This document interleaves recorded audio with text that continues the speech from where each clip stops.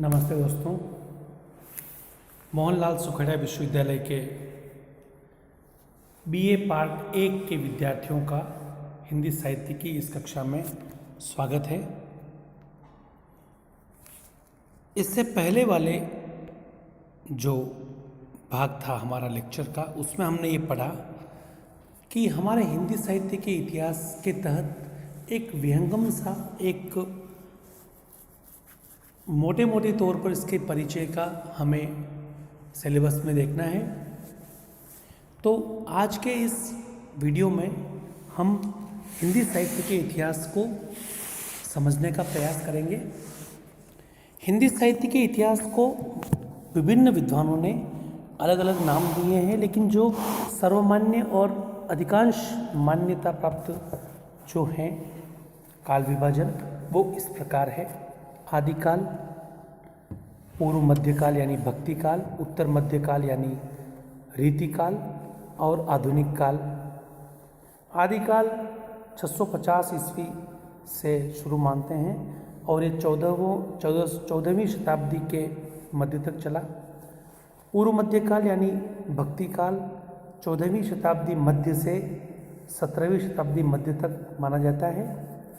17वीं शताब्दी मध्य से 19वीं शताब्दी मध्य तक उत्तर मध्यकाल यानी रीतिकाल था और उसके 1850 के बाद का जो कालखंड है वह आधुनिक काल कहलाता है, जो वर्तमान में भी जारी है।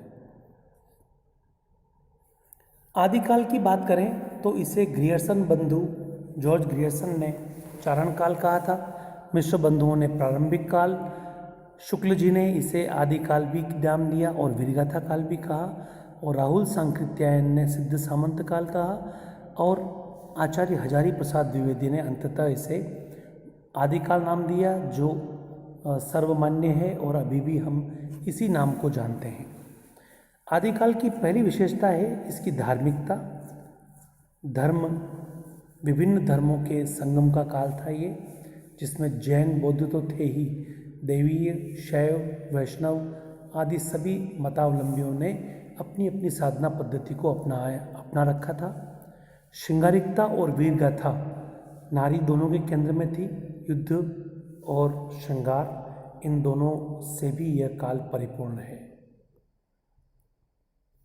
इस काल में प्रबंध काव्य लिखे गए, जैसे रासो काव्य, कीर्तिलता, कीर्ति पताका। तो मुक्त काव्य भी लिखे गए, जैसे खुसरो की पहेलियाँ, सिद्धों और नाथों की रचनाएं और विद्यापति की पदावली। रासो काव्य को पुनः 3 भागों में बांटा जाता है: वीर गाथा से भरे हुए रासो काव्य, पृथ्वीराज रासो, खुमान रासो, हम्मीर रासो, परमाल रासो, श्रृंगार परक रासो काव्य, बिसलदेव रासो, मुंज रासो, संदेश रासक, धार्मिक और उपदेश वाले जिसे रास काव्य कहा गया, चंदन बाला रास, स्थूलीबद्ध रास और उपदेश रसायन रास।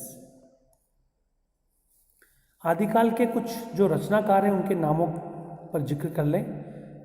चंद्रबरदाई ने लिखी पृथ्वीराज रासो, जगनिक ने परमाल रासो, दलपति विजय ने खुमान रासो, सरहपा जो हिंदी साहित्य के पहले कवि माने जाते हैं, उन्होंने दोहा कोश लिखी, और इसी प्रकार से अन्य साहित्यकार हुए हैं।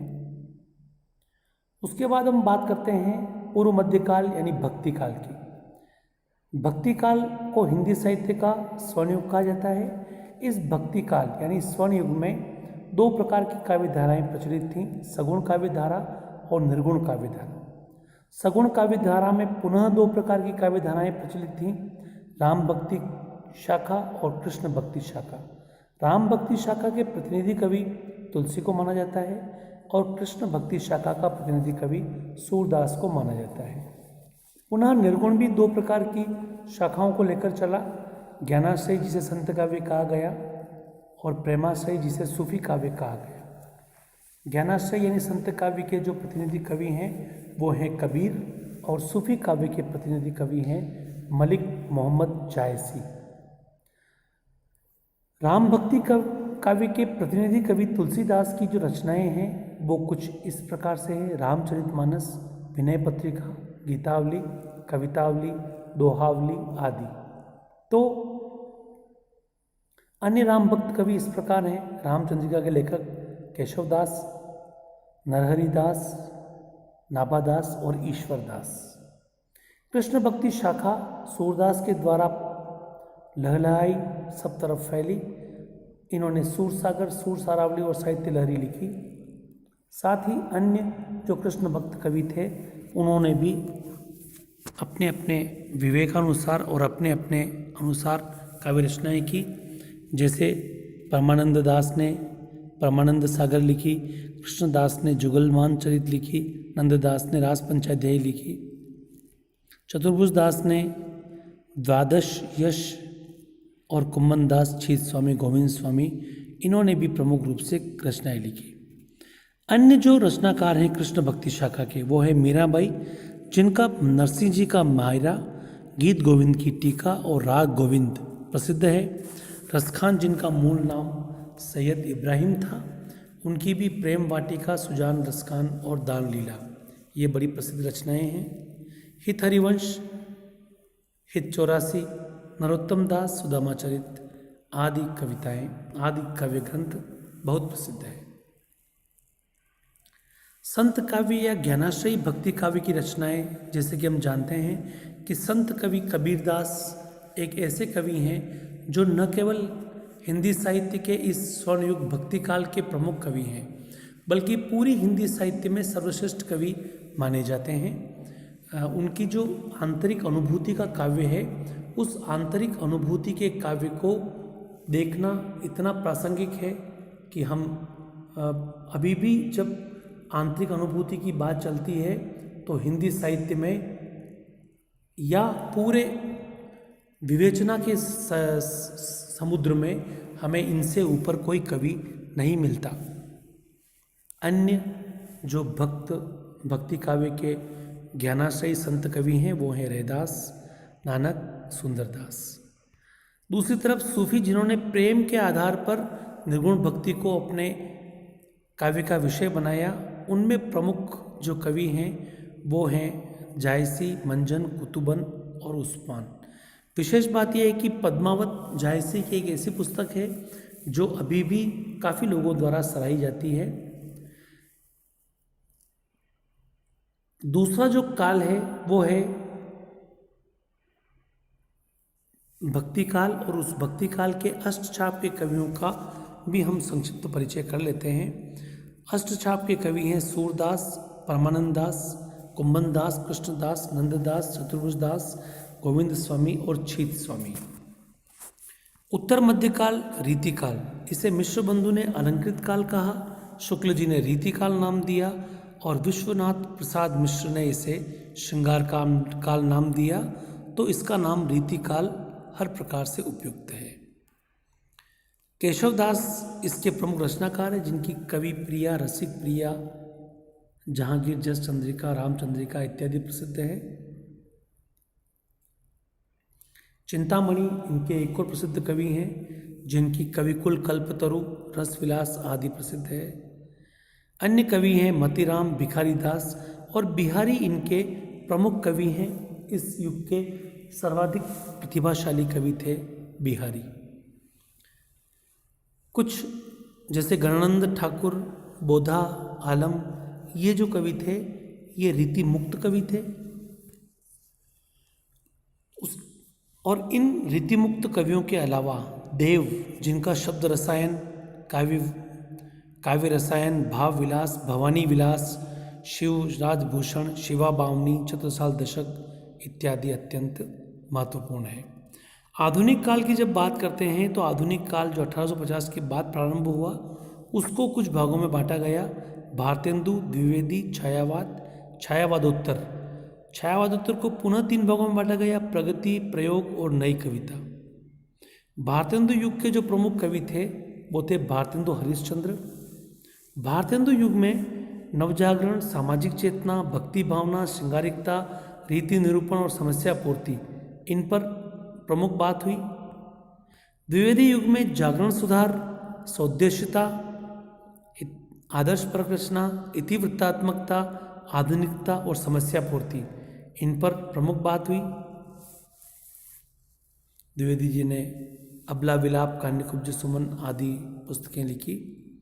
हरिओध जी ने प्रिय प्रवास, चुभते चौपदे, चोखे चौबते, वैदेही वनवास आदि ग्रंथ लिखे।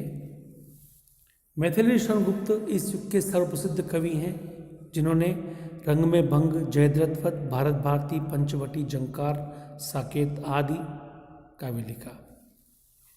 उसके बाद हिंदी साहित्य में आता है छायावाद युग, जिसके प्रतिनिधि कवि हैं प्रसाद, निराला, पंत और महादेवी। इन्होंने रहस्यवाद, अन्योक्ति पद्धति, शैली वैचित्र्य, आध्यात्मिक छाया का भान, स्थूल के प्रति सूक्ष्म का विद्रोह आदि अनेक प्रकार से काव्य रचनाएं की। प्रसाद जी ने जहाँ उर्वशी वन मिलन से लगा करके कामायनी तक काव्य लिखा, वहीं पंत जी ने युगांत, युगवाणी, ग्राम्य और गुंजन, पल्लव आदि काव्य लिखा। छायावाद युग में और भी जो कवि हो रहे थे वो थे राष्ट्रवादी विचारधारा के कवि, जैसे माखनलाल चतुर्वेदी, कैदी और कोकिला, सुभद्रा कुमारी चौहान, त्रिधारा, मुकुल आदि।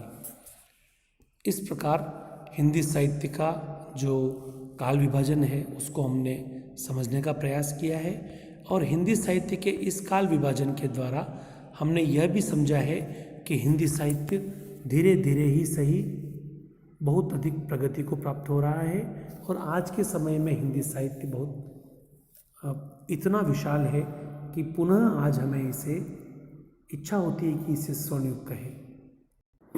अब हम हिंदी साहित्य के जो हमारे इतिहास, हिंदी साहित्य के इतिहास के बाद हिंदी साहित्य के जो हमारे पाठ्यक्रम में कुछ कविगण दिए गए हैं, उन कविगणों के बारे में कुछ जानने का भी प्रयास करेंगे, और आगे के वीडियो में हम प्रत्येक कवि को समझने, प्रत्येक कवि के बारे में जानने और प्रत्येक कवि का लिखा हुआ जो काव्य है और जो हमारे सिलेबस में दे रखा है उसे भी समझने का प्रयास करेंगे।